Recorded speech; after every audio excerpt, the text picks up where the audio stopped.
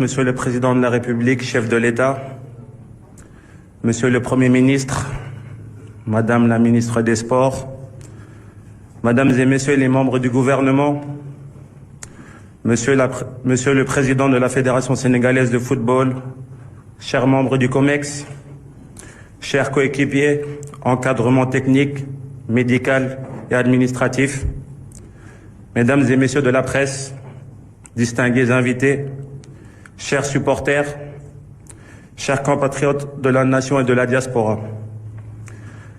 Permettez-moi tout d'abord, à l'entame de mon propos, Monsieur le Président, de saluer la libération de nos supporters.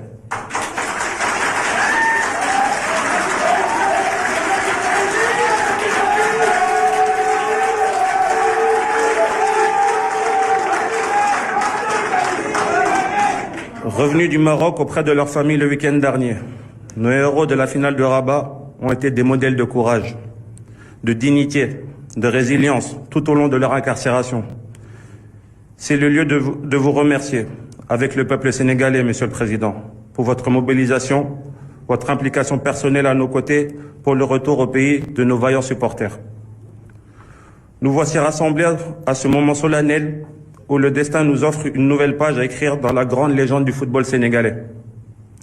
Monsieur le Président, c'est avec un cœur habité par le Djom, bravoure tranquille de ceux qui n'ont jamais ployé devant l'adversité, que je reçois le drapeau national pour une deuxième fois de vos mains. La première, ce fut avec au final une canne.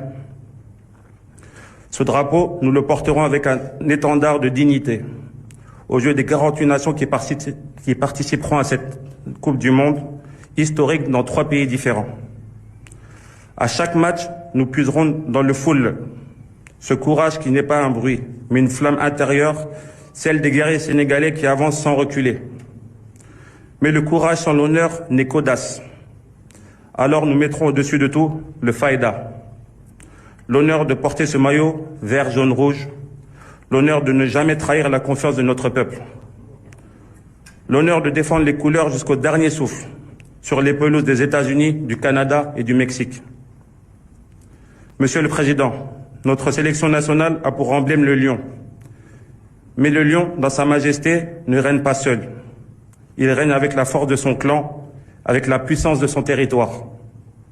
Cette puissance, celle du baobab, notre arbre symbole. Le baobab ne fait pas de bruit, mais il résiste aux tempêtes. Ses racines plongent profondément dans la terre de nos ancêtres. Et son ombre rassemble tout un pays, toute une nation.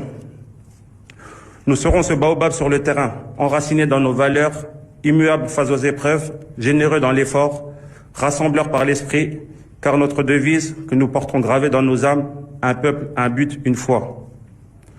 C'est le gage de notre unité et notre force indéfectible. Un peuple immense du fleuve Sénégal dans le Fouta, aux côtés de la Casamance, des terroirs de Baol à ceux de Sine et de Saloum, de la banlieue dakaroise aux villes du monde, un seul but, aller le plus loin possible, une fierté nationale, une seule foi, celle en nous-mêmes, celle en notre destinée collective. Monsieur le Président, lorsque nous entrerons dans les stades d'Amérique, nous serons 26 lions debout. Mais en vérité, derrière chaque lion, il y aura tout le Sénégal. Nous jouerons avec la bravoure du Djom, la ténacité de Foule et la noblesse du Faïda. Nous planterons notre baobab sur chaque pelouse et par nos actions, nous ferons rugir le lion. À la veille de notre départ, nous faisons cette promesse. Nous ferons tout pour vous faire honneur et jamais personne ne pourra dire que nous avons marchandé notre effort. Nous porterons le drapeau comme un étendard sacré jusqu'à la dernière minute. Un peuple, un but, une foi. Les lions ne marchent pas seuls. Que la force de Baobab nous habite, que le roi rugisse. Vive le Sénégal, vive nos lions. Merci, Monsieur le Président. Merci beaucoup, capitaine. À présent, nous allons inviter le président de la Fédération pour prononcer